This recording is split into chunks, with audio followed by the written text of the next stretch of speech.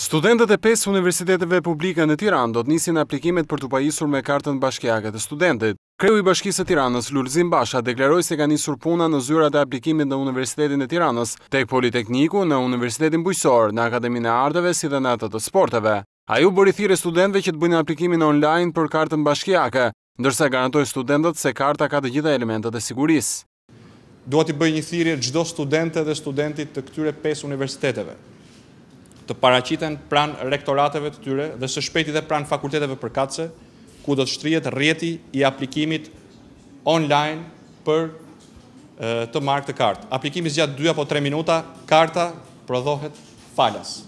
Karta ka të gjithë elementet e nevojshëm të sigurisë dhe baza e dhënave mbi cilën bazohet është dopjo e sigurt, sepse është e bazuar mbi të dhënat që posedojnë të gjitha universitetet ku studentët janë të regjistruar.